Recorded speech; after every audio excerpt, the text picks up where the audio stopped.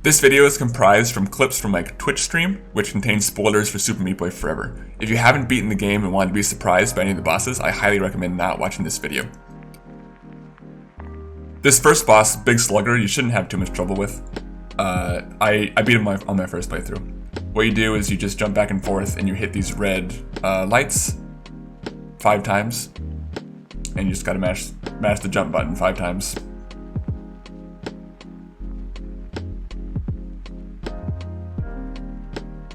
And that's easy. The next boss is a little bit more difficult.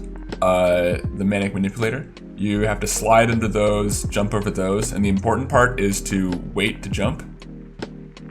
And then you hit this fan and go back and punch him and mash the A button. But the important part is to jump kind of late when you have to jump over the glass, so that when you dash, you can make it past it when it comes back.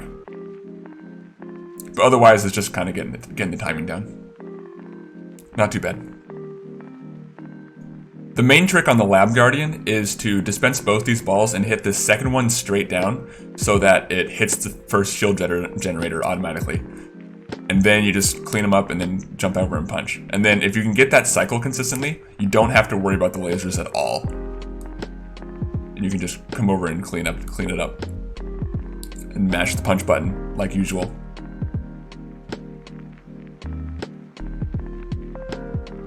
An important note is to hold the punch button down, otherwise you'll get a short dash and you won't quite make it. But once you hit him, you can just mash the punch button. But this one's very hard until you figure out the pattern. The Dr. Fetus boss is pretty difficult until you figure out how to manage the crowd. The best advice is just to slide kick every single time. And then you're just using the uppercuts to find a way to get to Fetus. And then once you hit him, you just chase him around. But the main thing is just to manage the crowd using your slide. The second thing to worry about is after you hit him the first time, so these spikes will come out of the wall, and then you have to worry about that. You can use your uppercut here to hit him.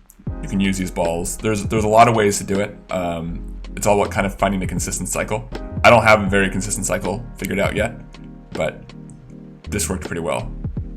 And if you get it right, you can get this uppercut right above this saw, which I got here. But the main trick, just always slide into the crowd, and they're not too bad to deal with.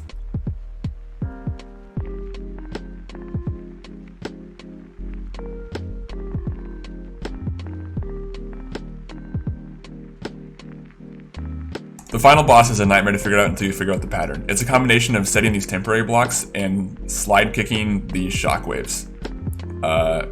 And just trapping here and punching. Once these blocks clear, drop down and grab that. And then you jump up here. Set these temporary blocks, slide kick, slide kick, slide kick, set the blocks. And it's just going to take a lot of time to get the sequence down. Second level is basically just a repeat of the first level. This one starts with shockwaves, so be careful of that.